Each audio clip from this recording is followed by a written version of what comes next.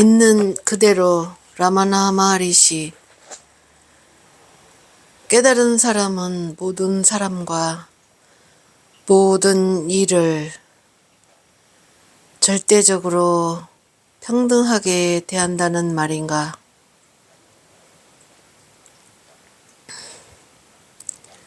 그렇다.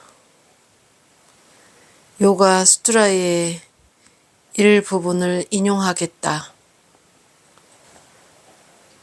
깨닫고 나면 우정, 친절,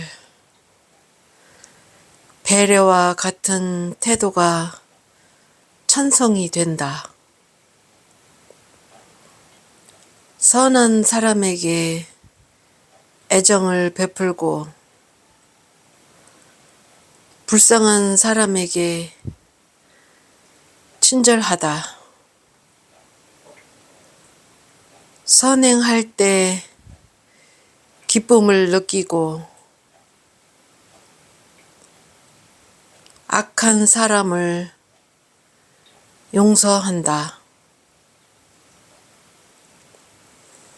이런 것들이 깨달은 사람의 자연적인 성품을 이룬다. 파탄잘리의 요가 수트라 1장 37절. 당신은 깨달은 사람에 대해 묻고 있는데 그는 실체, 즉 진리를 알고 있기 때문에 어떤 상황이나 조건에서도 한결같다. 음식을 먹거나 돌아다니거나 쉬는 등 일상생활을 할 때도 그는 다른 사람들을 위해서만 행위하며 자신을 위해서는 어떤 행위도 하지 않는다. 초상이 나면 돈을 받고 곡을 하는 직업을 가진 사람처럼 집착하지 않고 다른 사람을 도우며 자신이 한 행위에 영향을 받지도 않는다. 파탄잘리의 요가수트라는 4장 194경으로 구성된 인도 고대의 경전이다. 파탄잘리는 기원전 2세기경의 인물로 인도의 정통 육파 철학인 요가 학파의 시조로 알려져 있다. 샤드, 다샤나. 깨달은 사람은 우는 사람과 함께 울고 웃는 사람과 함께 웃으며 노는 사람과 함께 놀고 노래하는 사람과 장단을 맞추며 함께 노래한다. 그가 이룰 것이 있겠는가? 깨달은 사람의 존재는 순수하고 투명한 거울과 같아서 무엇이든 있는 그대로를 비춘다. 거울이나 거울을 받치는 받침대가 어떻게 비치는 대상의 영향을 받겠는가?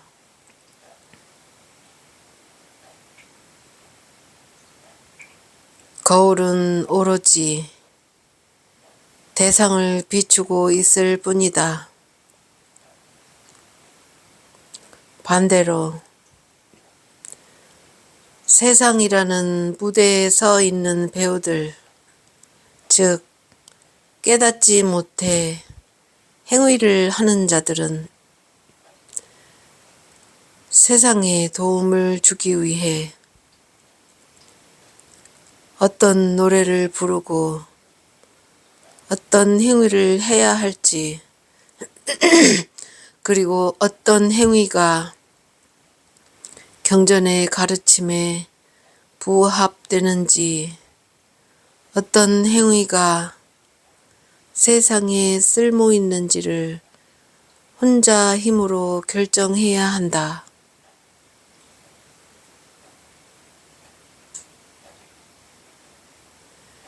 육신으로 존재하는 동안에 해탈하는 사람과 죽는 순간에 해탈하는 사람이 있다고 들었다. 해탈이라는 게 애당초 없는데 해탈한 자가 대체 어디에 있단 말인가? 힌두 경전에서 해탈에 대해 말하고 있지 않은가? 해탈은 나와 동의어다. 살아있는 동안에 해탈이니, 죽는 순간에 해탈이니, 살아있는 동안에 해탈이니, 죽는 순간에 해탈이니 하는 말들은 모두 무지한 사람들을 위한 설명이다. 깨달은 사람은 해탈이니 속박이니 하는 것들을 의식하지 않는다. 속박이나 해탈이라는 말도 해탈에 대한 설명도 모두 깨닫지 못한 사람들의 무지를 떨쳐내기 위한 방편일 뿐이다.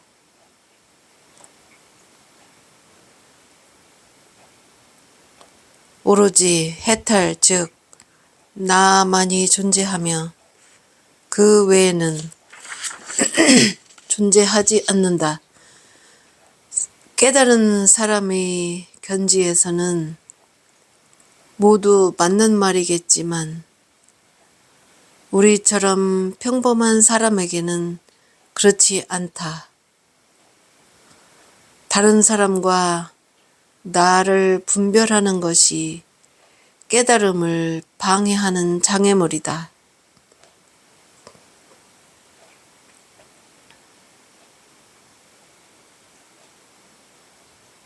스승께서는 전에 이렇게 이야기한 적이 있다.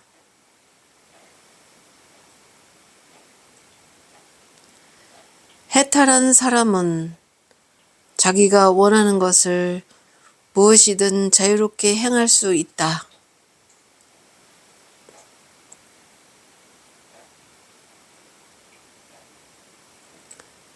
그리고 육체를 떠난 다음에는 절대 차원에 이르러 사실상 죽음과 같은 이 세상에 다시 돌아오지 않는다. 이 말은 이 차원에는 다시 태어나지 않지만 그가 원하면 더 높은 차원에서 계속 활동할 수 있다는 느낌을 준다. 그에게도 어떤 것을 선택하고자 하는 욕구가 남아있는 것이 아닌가? 아니다. 내가 말한 것은 그런 뜻이 아니었다. 또 어떤 인도 철학자는 그의 책에서 쌍카라의 가르침을 해설하면서 쌍카라는 8세기 인도의 철학자로 아드바이타 베단타 학파의 개조로 불린다. 아드바이타는 불이일원론으로 6장에서 자세히 언급한다. 그 말이 또 어떤 인도 철학자는 그의 책에서 쌍카라의 가르침을 해설하면서 죽는 순간에 얻는 해탈 같은 것은 없다. 해탈한 사람은 죽은 뒤에도 전 인류가 자유로워질 때까지 빛의 몸으로 머무르기 때문이다. 라고 말한다.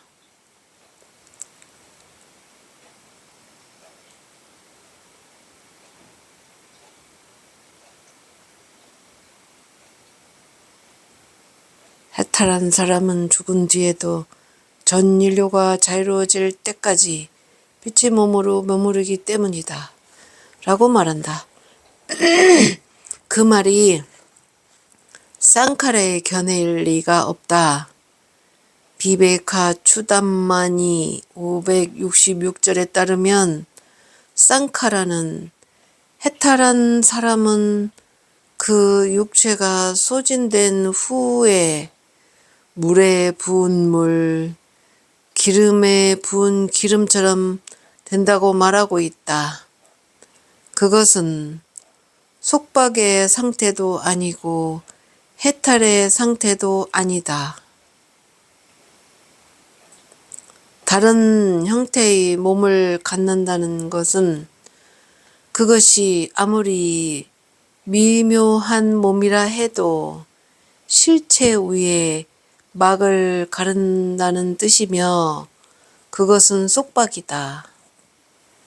해탈은 절대적이며 되돌아오지 않는다. 깨달은 사람은 두 개의 차원에서 살고 있다고 볼 수 있지 않은가?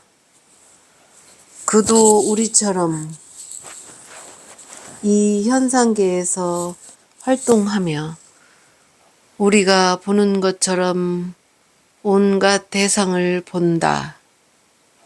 그가 현상계의 대상을 보지 않는 것 같지는 않다. 예컨대 그를 길을 가다가 의자나 책상 등이 놓여 있는 것을 보면 그도 그 장애물을 피해서 돌아간다. 따라서 깨달은 사람은 나를 보는 동시에 현상계의 여러 가지 대상도 함께 본다는 사실을 인정해야 하지 않겠는가? 깨달은 사람이 길을 가다가 장애물을 보고 피해 간다고 당신은 말했다.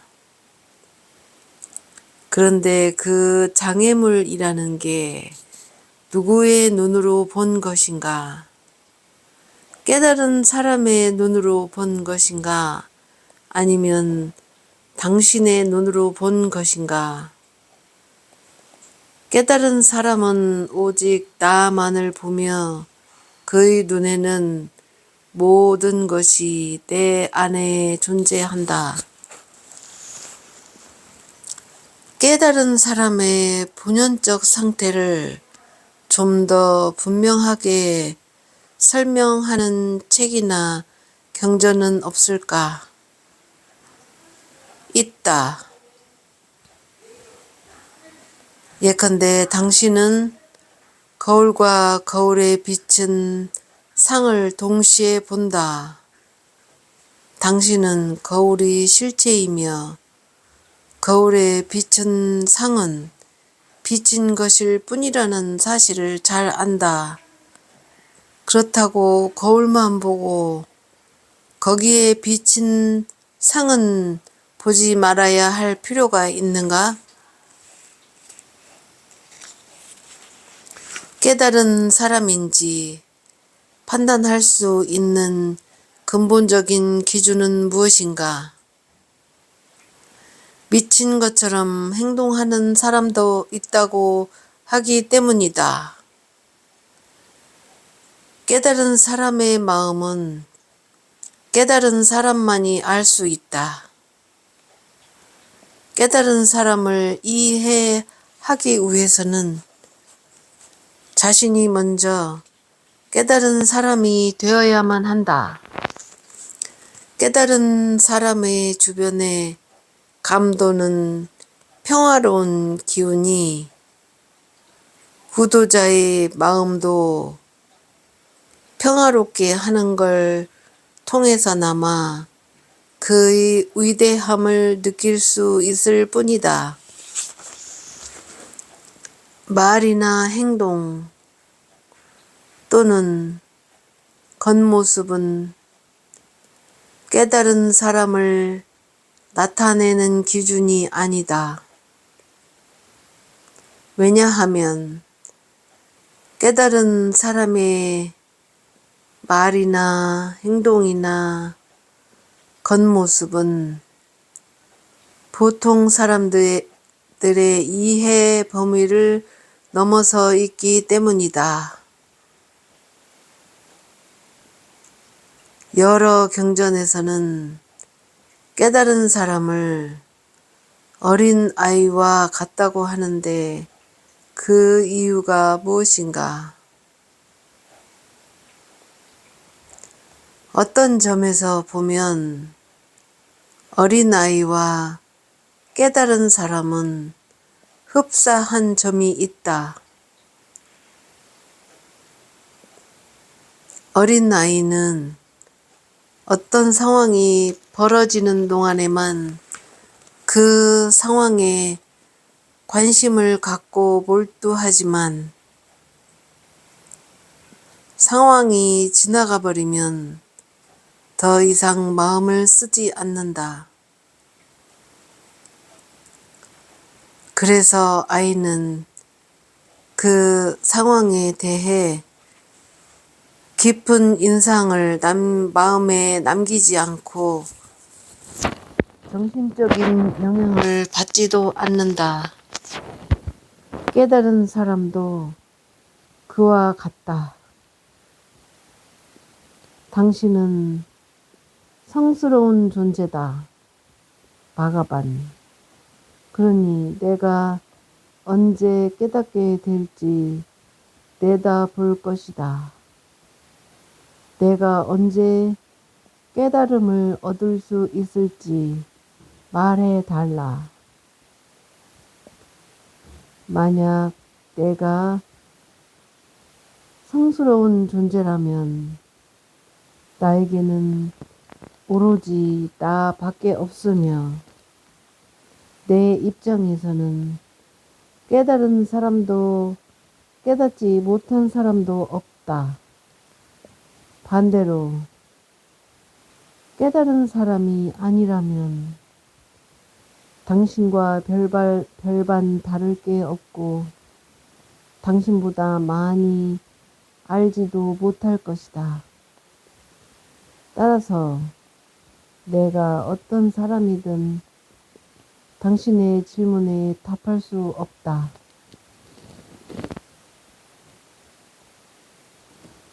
이곳에 와서 자기에 대해 묻지 않고 남의 얘기만 묻는 사람들이 있다. 깨달은 사람도 현상계를 지각하는가? 깨달은 사람도 카르마의 영향을 받는가? 육체를 떠난 뒤에 얻는 해탈은 어떤 것인가? 육체를 떠난 뒤에 해탈하는가?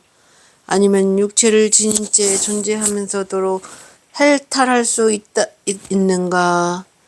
깨달은 사람의 육체는 빛 속으로 녹아 들어가는가? 아니면 다시 다른 식으로 볼 수 없게 되는가? 라며 시시콜콜이 묻는다. 그의 질문은 끝이 없다. 왜 그토록 많은 질문을 하면서 사서 걱정을 하는가? 그런 것들을 알면 해탈할 방법을 찾을 수 있는가?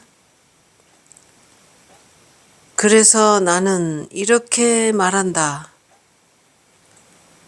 자유를 얻는 해탈에 대해 묻기 전에 먼저 속박이 존재하는지부터 살펴보라.